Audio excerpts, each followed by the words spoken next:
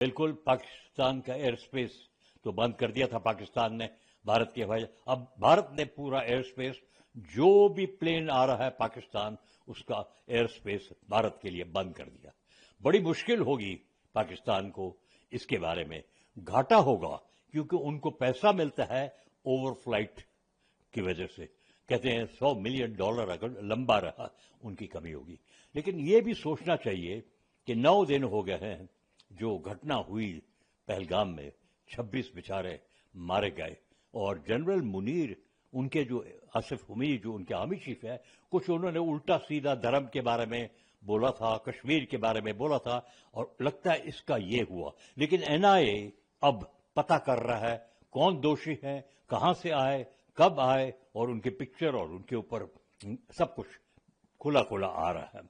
لیکن یہ دیکھنا چاہیے کہ بھارت نے، انگلش میں بولوں گا، has taken all non kinetic, meaning کچھ لڑائی کے حساب سے نہیں لیکن نان کائنیٹک ایکشن لیا ہے. انڈسٹری کو رد نہیں کیا، اویلز پہ ڈال دیا، ایئر فلائٹ بند کر دی، ان کے میڈیا چینلز کو بند کر دیے، سوشل پروگرامز جو تھے ان کے اکاؤنٹس کافی لوگوں کے بند کر دیے.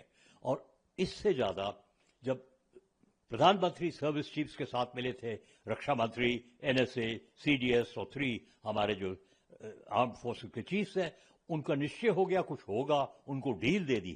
اب دیکھیے نیوی کے جہاز ٹی وی میں دکھا رہے ہیں کہ عربین مہاساگر میں پاکستان کے باہر ہے. یہ بلوکیڈ کی طرح لگ رہا ہے. نیوی کا کوئی بھی جہاز 12 ناٹیکل مائل کھلا کھلا پوری دنیا میں جا سکتا ہے. It is open seas, laws of the seas. اب اس سے کیا ہوگا؟ اگین نان کائنیٹک، مطلب جو جہاز پاکستان سے باہر آ رہے ہیں، جو اندر جا رہے ہیں، ان کو ڈر لگ جائے گا، انشورنس بڑھ جائے گا، اور اگر جو یہ ہو گیا تو پاکستان کو کھانا تیل نہیں ملے گا. تو کافی ایکشن جو گورنمنٹ نے لی ہے، یہ نان کائنیٹک کہتے ہیں، بہت آگے ہو گئے قدم. 9 دن کے اندر پاکستان میں ڈر ہے.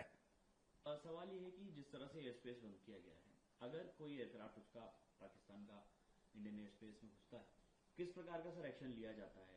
اور وہی سیم پیرللی اوشین سی میں، انڈین سی میں جو ہے جس طرح سے نہیں، ایئر اسپیس بھارت کا کبھی بھی ہوا تو ہمارا جو ریڈار سسٹم ہے وہ بالکل پکڑ لے گا.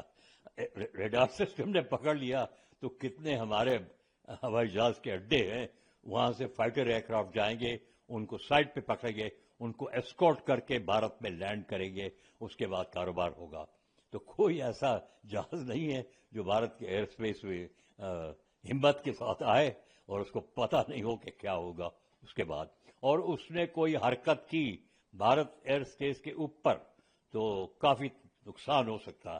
یہ پہلے بھی ایک دفعہ ہوا تھا، ایک پاکستان کا جہاز کچھ میں بارڈر کو کراس کیا تھا اور ہمارا جو ایک MiG-21 کا پائلٹ تھے اس کا گرا دیا.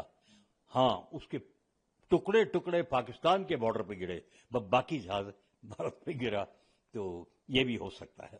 دیکھیے، جب پہلی کیبنٹ کمیٹی آن سیکیورٹی کی میٹنگ ہوئی پردھان منتری کے نیترتو میں، تو اس میں ہم لوگوں نے جس پرکار سے انڈس واٹر ٹریٹی کو لے کر کے اور ان کے جو ناگرک ہیں ہندوستان میں، ان کو بولا ہندوستان سے جانے کے لیے. اٹاری کو ہم لوگوں نے بند کیا. ان کے جو ملٹری اٹیشز ہیں ان کو کہا گیا کہ بھارت چھوڑ دیں، وہ پرسونا نان گراٹا ہو گئے. ان کے جو 30 آدمیوں سے زیادہ وہ اپنے ہائی کمیشن میں نہیں رکھیں گے.